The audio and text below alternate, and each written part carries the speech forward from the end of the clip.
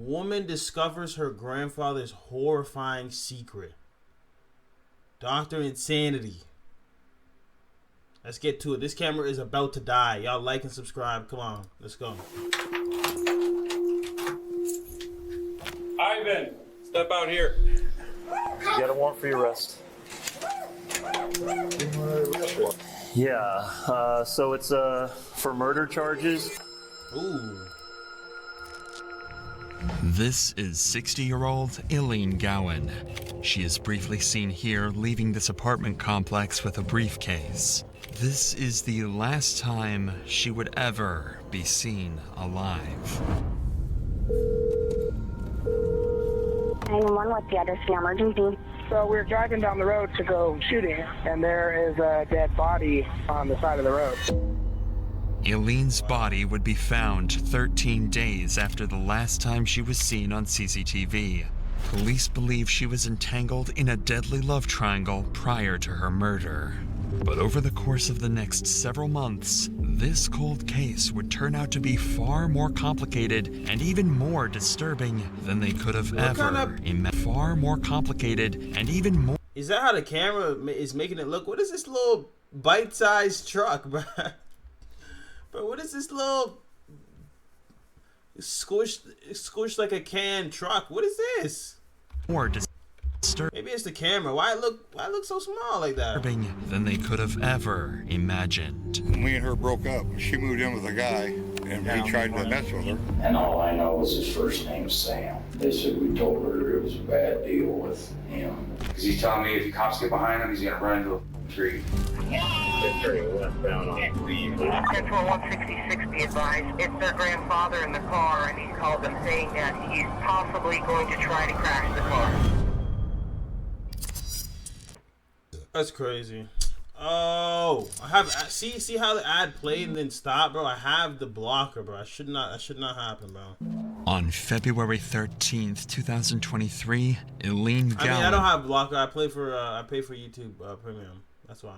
Was seen leaving her longtime job at Sugar's Diner. She had just told her daughter over a text message that she was on her way to pick up some things from her friend Mike, who she had recently moved in with after breaking up with her ex-boyfriend, Sam Brammer, only a week earlier. Strangely, she would specify that her co-worker at Sugar's Diner would be the one to drive her there. However, as Eileen left her workplace, no co-worker would show up. Instead, strangely, her ex-boyfriend Sam would be the one to pick her up. Hours would go by, but Eileen would never show back up to Sugar's. The owner of the restaurant, Megan, would begin worrying as to where Eileen could have gone and started frantically sending her messages asking for her whereabouts. But oddly, she would receive a single message back saying, "Leave me alone, I'm done." This was very strange coming from Eileen, as she almost never texted, usually resorting to phone calls, and was often extremely responsible. Something strange was going on. The day would go by, and Eileen would never be seen. The following day, Eileen's daughter would file a missing persons report for Eileen to the Council of Bluffs Police Department, and an investigation began. Detectives would begin collecting CCTV footage from everywhere in the town to try and fully document where Eileen went the day of her disappearance. But this would be quite the lengthy process. So without anything to go by, police would start asking her family and friends. Apparently, after leaving her ex-boyfriend, Sam Brammer, a week earlier, she had stayed with her new friend, Mike Brockman, a man her family claimed had likely assaulted her the night before she disappeared. This shined a suspicious light on both of the men she was involved with, so police would bring in both Sam and Mike for interrogation and see if they could find any leads. Mike was a friend of Eileen's who met her at Sugar's and became very close over time. It was still unclear to officers what happened to Eileen. At this point, for all they know, she could have just gone MIA and taken a break from her stressful life. However, if anyone would have the clues as to where she went, it would be Mike. So basically, I mean, as you know, I talked to you on Monday. Or Wednesday, I guess, was the first day I talked to you.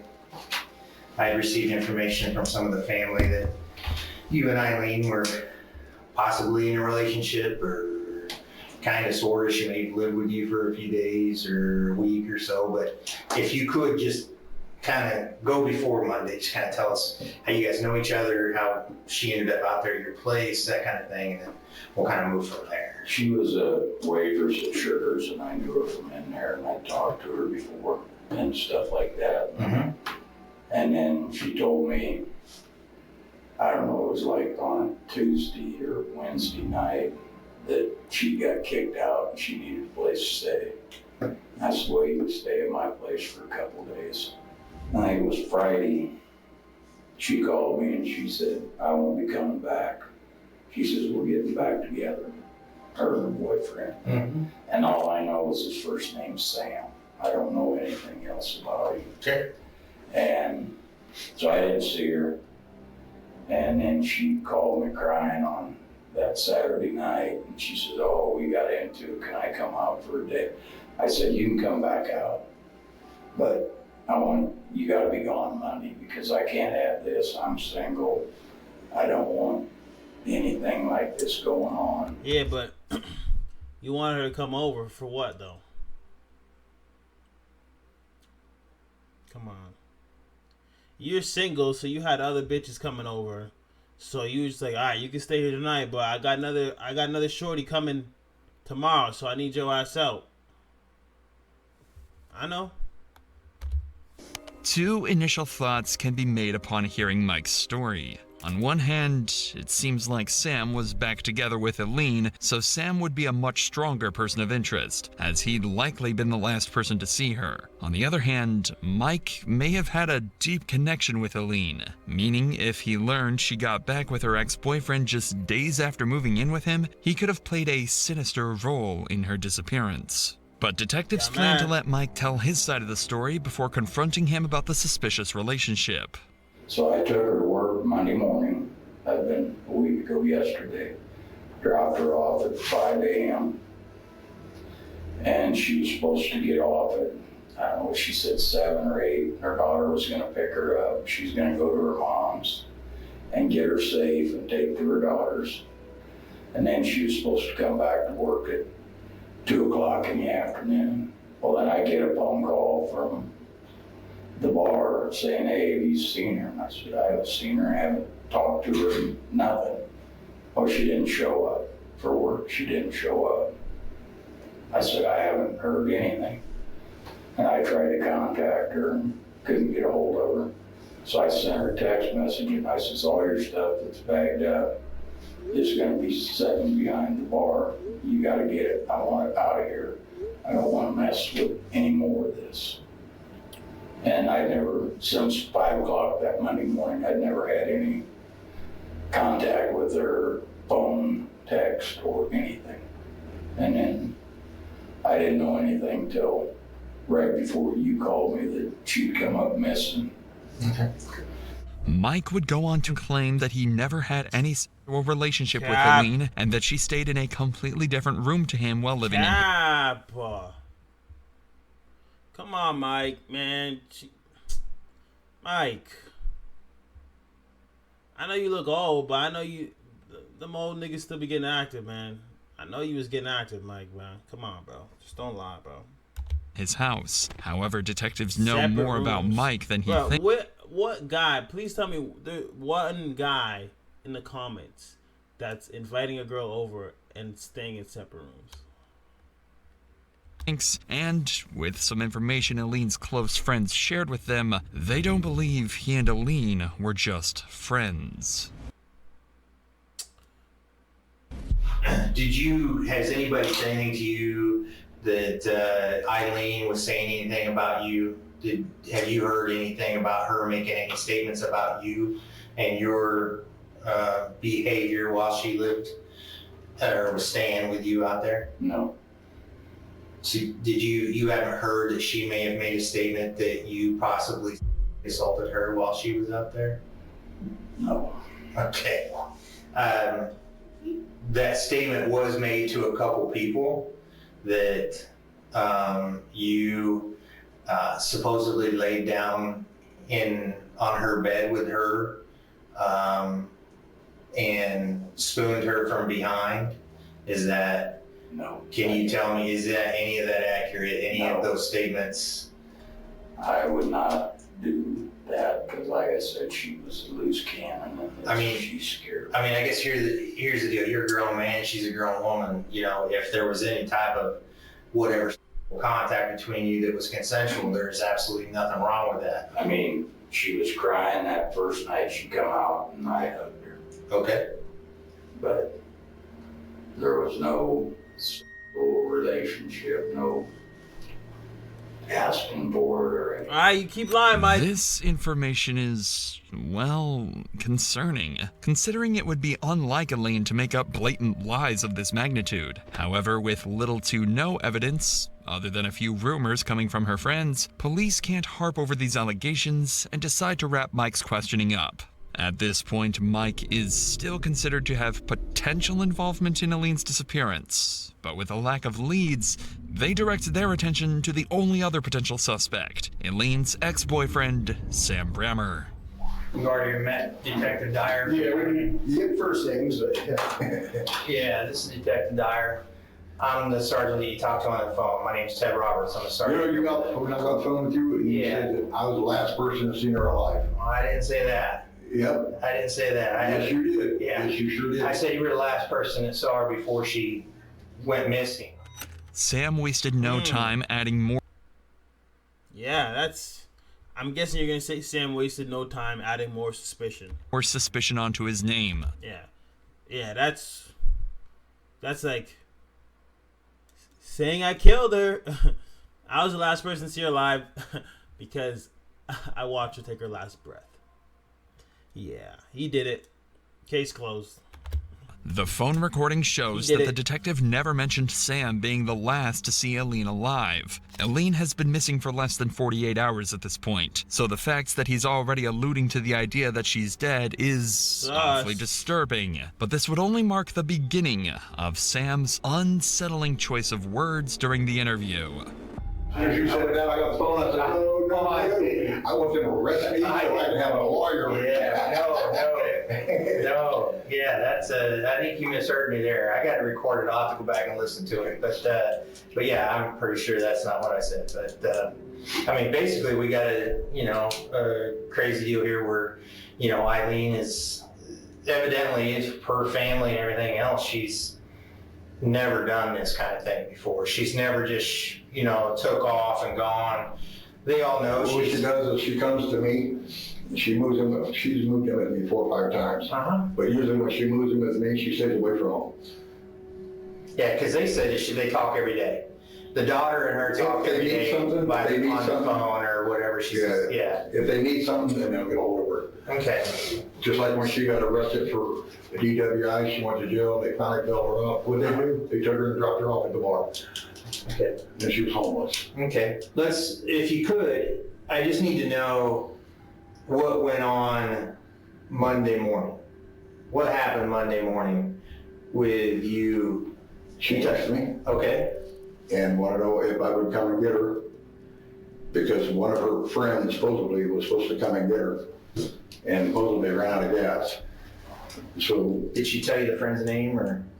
Okay. So I got there, and I said, "I'll be there in a minute." She was going to come inside. I don't want. It was Mike.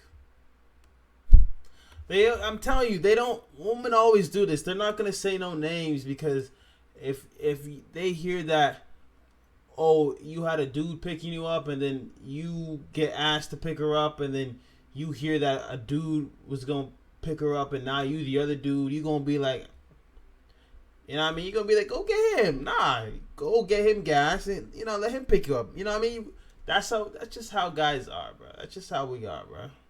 We hear another man is doing something for you. All right, go ahead and let him do it for you. Go ahead. I don't want you anymore. Megan to know that we're back. She belongs to the street. I said, okay. And I pulled up. She gets in the truck. We take off, run out to this. Supposedly the one that tried to do something with her, and drops her off there. Then I left. And then wasn't too long after that is when she called me. I think she was at my house knocking. See, you can't get in my apartment building unless you have a key to get in. But I think she was knocking on my window. I didn't look, I didn't care. I just wanted to lay down and take a nap. That's when she texted me, wanted to know if I could talk to Emmy about letting her move back in because this guy, now that's true. When? That night. Wow. The night before Monday? But they said that he spooned her.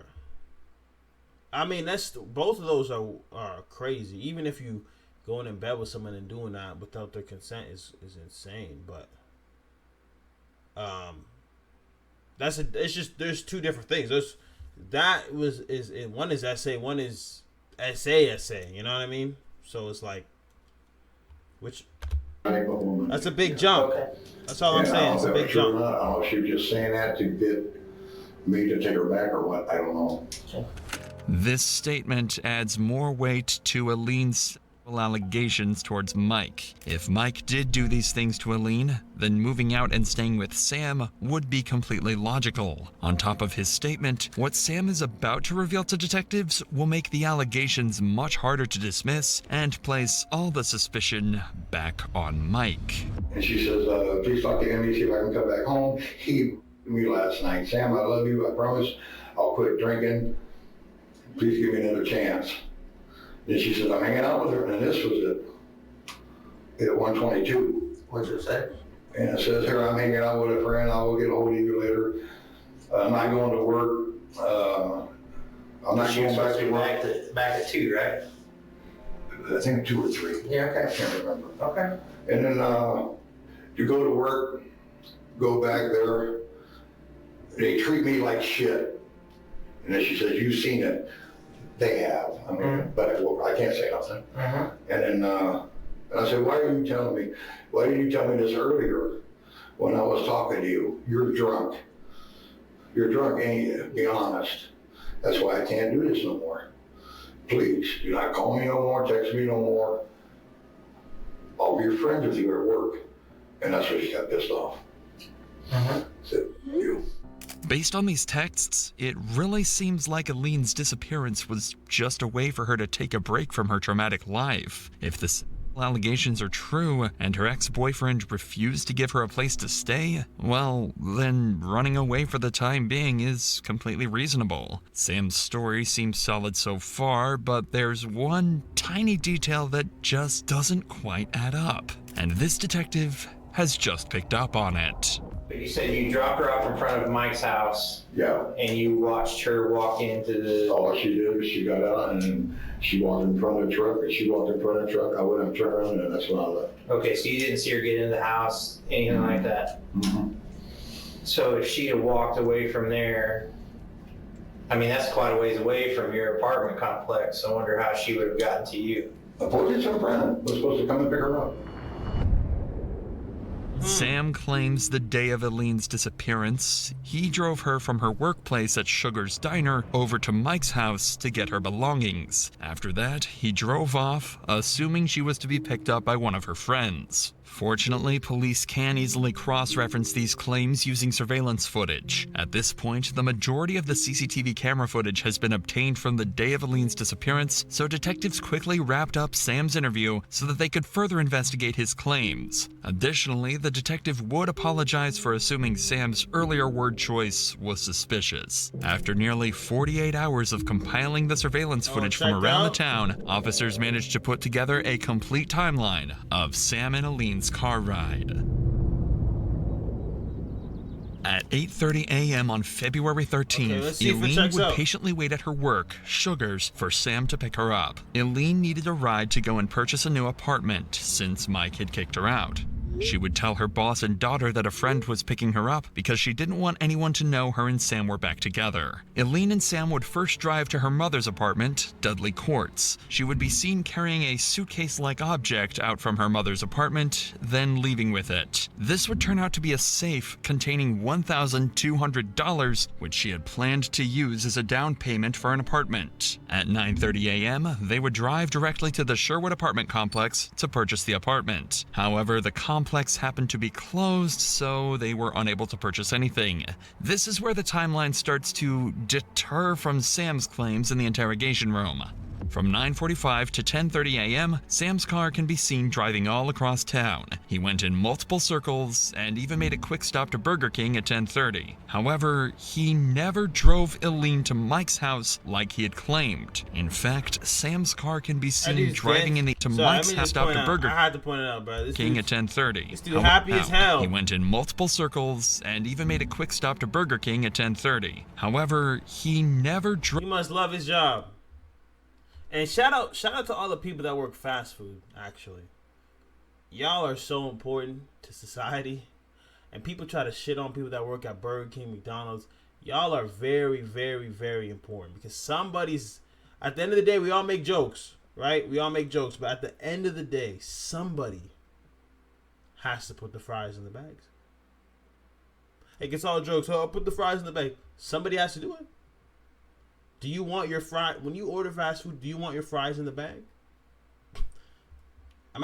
Do you want your fries in the bag? Or you want to have to hold them with your hands and them spill in your car? I'm pretty sure you want your fries in the bag. Somebody has got to do it. And shout out to fast food workers. Shout out to them. Drive-thru workers, shout out to all of them, man. Shout out. Drove Eileen to Mike's house like he had claimed. In fact, Sam's car can be seen driving in the opposite direction to Mike's house the entire morning. This is concerning, but it would only get worse. No. For the next 2 hours, Sam's truck goes off the grid. It's completely unknown where he went, and no CCTV cameras had managed to capture his location. Luckily, at 1 p.m., his truck would appear back on the same streets he circled on for hours that morning, and eventually, he would make his way back to his own home at the Cottonwood apartment complex. But things were different in all the recordings past 1 p.m. Eileen was no longer with Sam. Cameras had clearly captured that Sam was nowhere near Mike's house the entire day, so why would he feel the need to lie about where he dropped Eileen off? This footage paints Sam out to look awfully suspicious. And while both Sam and Mike have some strong dirt to their name, Sam's clear lies convince officers to bring him back to the station the very next day, this time to confront him on his false alibis. Unbeknownst to detectives, this very interview would spark a months-long game of cat and mouse involving a high-speed pursuit, unsettling clues, and a chilling discovery.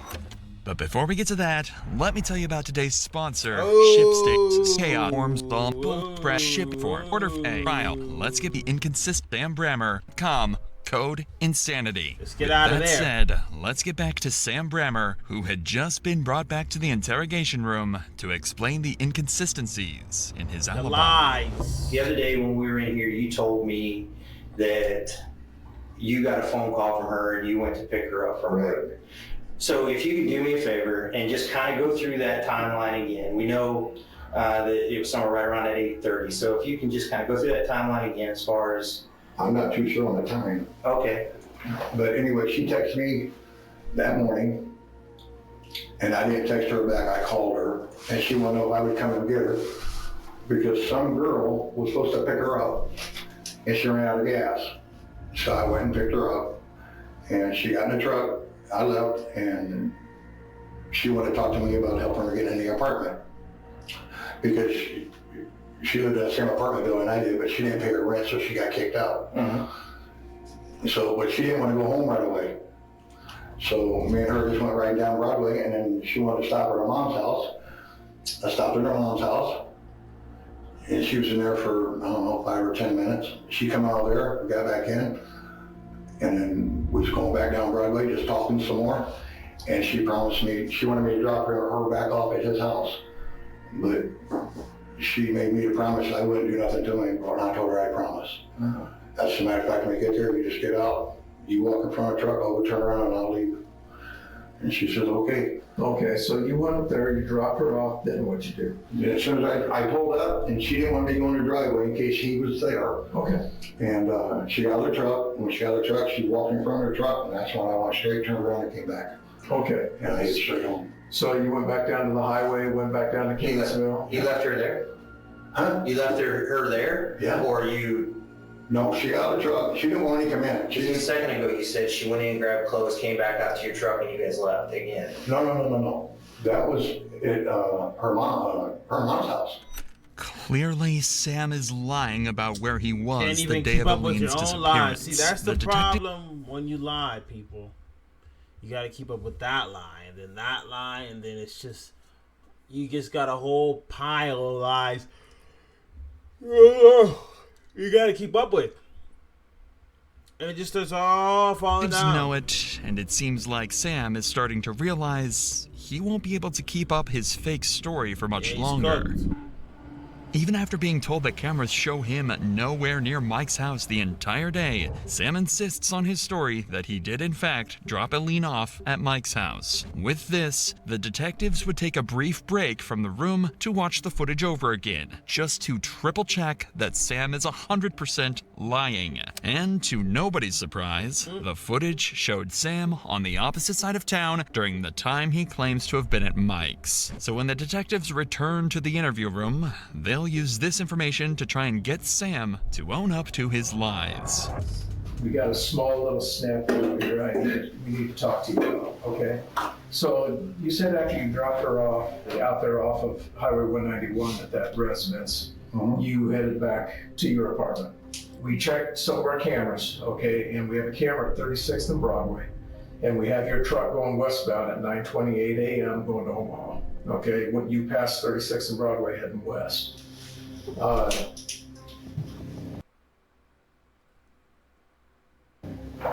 So you didn't go home, you went over to Omaha, it looks like. Do you remember what you did or who you saw? I don't remember going home. Where'd you go? I told you I went straight home. I don't remember going home. Well, the camera doesn't lie. It's your truck and it's your license plate number. Right. Okay. At 36th and Broadway at 9:28 a.m. Going west toward 480. And then 1 hour later, you're coming back from Omaha and you're going eastbound coming back into Council Bluffs. 1 hour later. No, we're going home. Where'd you go? I went straight home.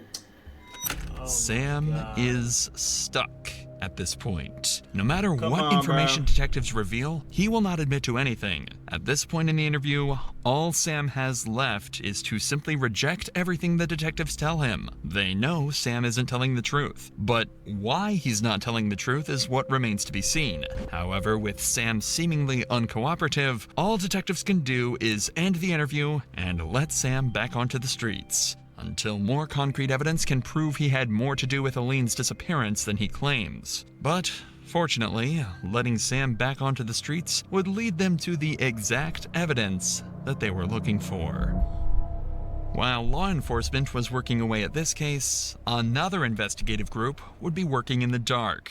Eileen's family. Everyone held hope that Eileen was still alive, but with time passing, her family was demanding answers. Sam and Eileen had a long history of arguments, physical assault, and much more that the family was well aware of. They knew Sam had more information about Eileen's whereabouts than he had told them. So, to figure this out for themselves, Eileen's son, Jack, would show up to Sam's door that same night, and he would pound on the door, and upon opening, Jack would ask the simple question, "What the hell did you do to my mom?" In Jack's words, Sam stared at him as if he had seen a ghost and then shut the door in his face. Sam panicked. Whatever he did to Eileen, people were starting to catch on.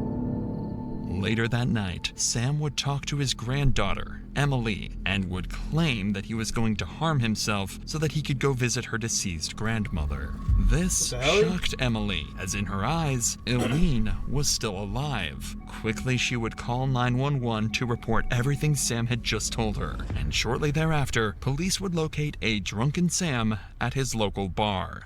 Hi, sir. How are you? Good. Is this your vehicle? Yes. Hey, can I talk to you real quick? Yeah. Do you have any weapons or anything on here? No. Hey, we were called to check your welfare. Okay, I think you talked to your granddaughter earlier. and she was concerned about you, some of the statements that you made to her. I'm here for you, man. Tell me what's going on. Why are you feeling the way you're feeling? My girlfriend, it was like a week ago, me and her broke up. She moved in with a guy, and apparently he raped her. What's his name? The only thing I know, he goes by Mike. Me and her broke up. She didn't have a place to go. She moved in with him. She told me Friday he tried to mess with her. So I called my son and see if he can move back in, because he kicked us out. So I called my son and see if he can move back in with her. And then I went to his house, got her stuff, took her to my son's. And then the next morning we went to work, and then she went right back to him. So I don't know. So what comments did you make to your granddaughter that would be concerning this evening? I just told her I'm going to go out and have a couple of drinks, and I love her. That's it. Okay, did you mention something about seeing Grandma tonight? What's that? Did you mention something about seeing Grandma tonight? No. I would like for you to talk to somebody tonight. I would like for you to talk to a medical professional. Okay, I don't want to have to drag you up to the hospital, but I most certainly will. I think based off of what the granddaughter has told us tonight, and kind of the... Oh, she call you? Yeah. Oh, shit. Yeah. Yeah, so... She was crying when we went and talked to her. I mean, she's... Oh, really? Yes. She was very emotional. Like, if you did something, why would you make yourself more... I don't know. Her best friend and I don't know. You just want to incriminate yourself, man. Go ahead. Wow. Based off of what they've told me tonight, I'm going to give you one of two options. You can go up willingly and talk to a medical professional tonight. Okay. Or I can take you up there and you'll stay there for 72 hours. Okay? I can't have my granddaughter come get me? No. Based off of what you've told us and what's going on in your life right now, yeah, you need to talk to somebody. I don't think that we would be doing our due diligence to do our job to make sure that you're not going to hurt yourself based off of what's going on with you and your girlfriend. Right. Okay? You need to talk to somebody tonight. Okay? And so the best course of action is to go up to the hospital, your choice, to go to talk to somebody about it tonight.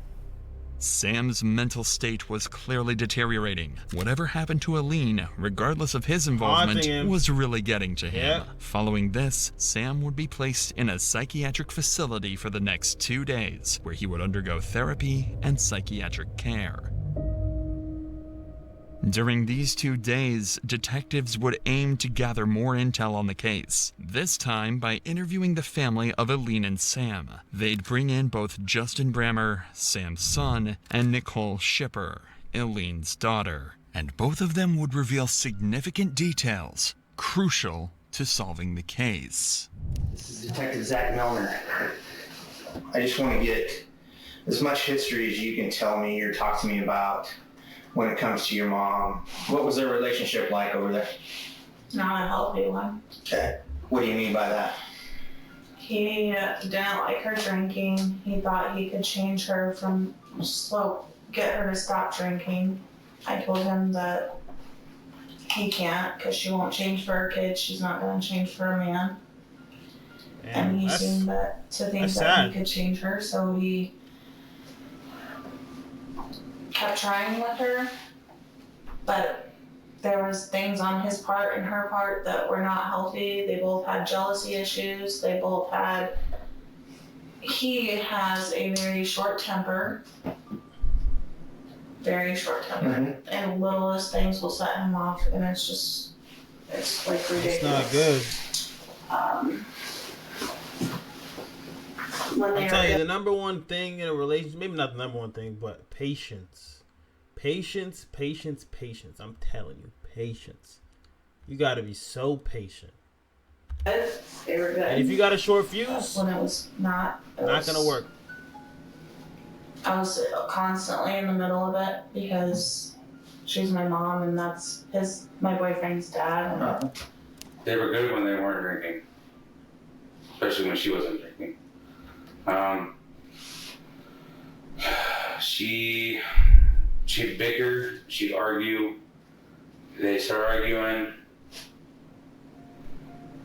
it just escalate. Next day they were fine. They go to bed angry. Mm-hmm. Did you ever see it get physical? No, never seen it physical. He told me she grabbed him by her neck a couple times, but that was about it. Okay. Why would he grab her by the neck? No, she grabbed him by the neck. Oh, okay. It seemed like Sam and Aline had a rocky relationship, but it rarely escalated to the point of violence. And if this is proof it doesn't matter what age you are, you can be toxic. Fights did turn violent, it was Aline doing the physical harm to Sam. He was getting his ass beat. Prior to last Monday, what was going on? Which is not funny at all. Nobody should put hands on anybody. Everyone should just keep their hands to themselves. They're separated. She called me before she went missing and telling me how she don't want to get back with him because she's tired of him throwing her out for little reasons. And she's sick of not being able to have a stable home because he just gets so mad at the smallest things and just kicks her out. Did Emily want her to go, or was it your dad that wanted him to go? Was it Sam? My dad. Okay. He kick her back, he kick her back out, bring her back, kick her back out. Told me you need to stop. I mean, you guys need to just separate. So we're separate ways.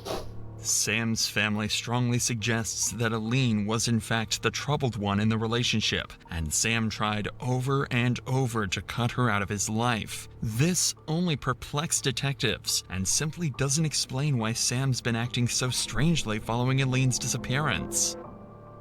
2 days after these interviews, Sam would be released from the psychiatric facility. Fortunately for Sam, no new leads had come out regarding Aline's death, meaning he could finally have some peace for the first time in the last week. Or so it would seem. Because on February 21st, the same day Sam was released, he would go to Walmart to restock on alcohol. However, right as Sam was about to get in his truck and leave, an off-duty officer spotted him and decided to ask some questions related to Aline. Hesitantly, Sam asked to move his truck, and then he would talk to the officer. But the moment he got into his car, Sam would slam on the pedal, nearly hitting the officer, and floor his truck down the road, flying past pedestrians. The cop would jump in his car and begin chasing Sam, who would only pick up speed as he ramped up to over 100 miles per hour down the peaceful roads of Rexburg, Idaho. Turning westbound on Steve. He's now eastbound on A. That boy is not getting away, man. He's in the white top, so he can light it up. He's approaching him. The chase continued for multiple minutes, but it became clear to officers that Sam had no plans of slowing down. So the chief officer radioed in to call the chase off. Shut it down. I'm shutting it down. Sam had just successfully run from the police. And while he was having the time of his life, this chase obviously made things much, much worse for Sam. Not only was he now highly suspected of murder, but is also wanted for evading arrest and reckless driving. A couple hours after his escape, he would simply return back to his apartment as if nothing had ever happened. Ironically, this would actually postpone Sam's arrest, as more officers assumed he would be hiding in a more clever place, and searched around the town instead of checking the Cottonwood apartments. In fact, the entire day would go by, and officers had no trace of where Sam could have... Are you serious? Nobody thought to check his house? At least... gone. Wow. But the fun would only last for a day, and the pressure must have gotten to Sam, as the next morning, he would turn himself in to police. Sam would be charged with eluding and reckless driving, and would be placed in the Pottawatomie County Jail. However, Sam would only spend one night in the county jail after being bailed out by Emily. So by the grace of a miracle, yet again, Sam Brammer was back on the streets.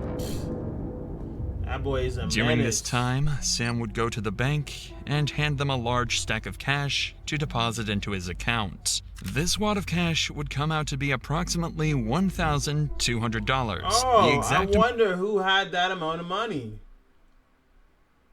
The girl he killed. amount found in Eileen's safe that she had the day of her disappearance. Additionally, Sam would drive his truck over to the scrapyard. He would ask to fully dispose of it, crushing it to pieces, and even shredding it after. Wow. To make sure this got done, Sam would meticulously watch the entire hour-long process, ensuring his car was turned to dust.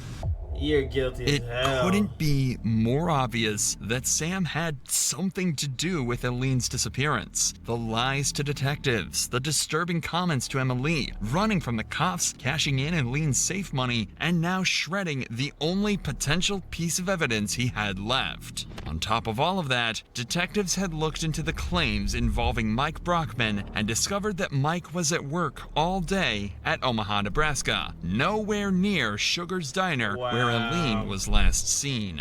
All of that leaves Ivan Sam Bremer as the final suspect. But with no direct evidence, all law enforcement could do is wait until new clues came their way.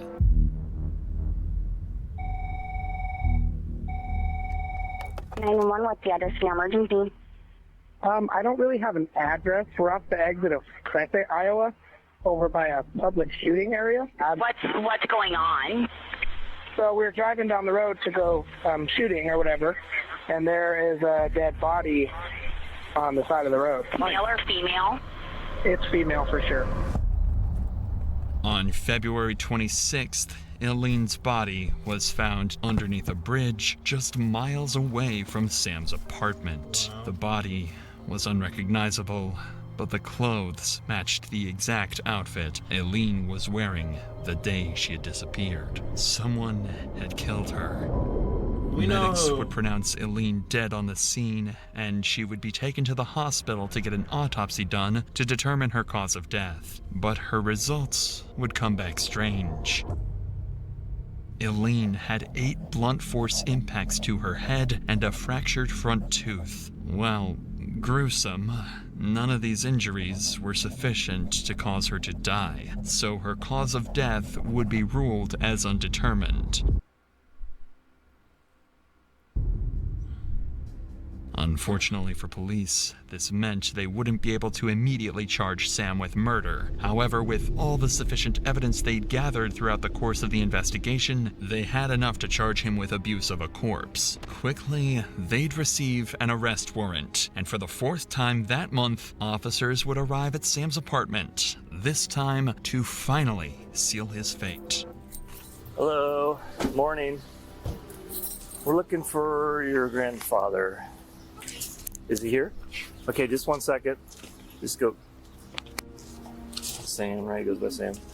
Okay. Is there anybody else in there? No, just him. He's sleeping. Okay. Has he got any guns or anything like that? Okay. Well, he's got a warrant, so we need to talk to him. Just let that officer in. I'll be right there.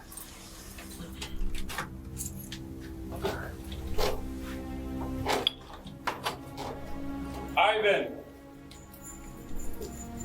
Look at the kitties. Look at the kitties. No. Hey! Okay. Come here. You got a warrant for your arrest. I'll let you smoke that if you just. Let me put it up. Just no. Oh, you can smoke it. All right. All right. Get my shoes? Yeah, we'll get them. Yeah. We'll get them. I'll put What am I two. arrest for? Huh? What am I arrest for? I'll explain it here in a minute. All right. Stop second. You know what you did, buddy? What the fuck? Okay, you'll be. you know what you Pot did, County bro. will be able to call you in a little bit. Thank you. Sam's games had finally come to an end.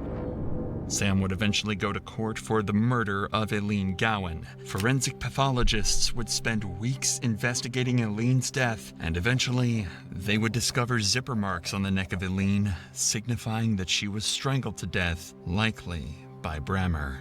This pile of circumstantial evidence seemed to be enough for the jury, and on November 17, 2023, Ivan Samuel Bremer was charged with second-degree murder, abuse of a corpse, and theft. He was sentenced to 65 years in prison.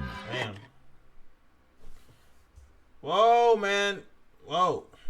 I feel like My battery's about to die, but I feel like they could have found more evidence. I feel like, yeah, he did it. He 100% did it, but like they could have put more evidence together that he did it, and I don't know. I feel like it wasn't case closed. He definitely did it, but it wasn't case closed. Like, you know, maybe I'm bugging, but y'all let me know in the comments. Y'all like, subscribe. I'm out. This shit is about to die. I don't know how it's even on right now. It's about to die.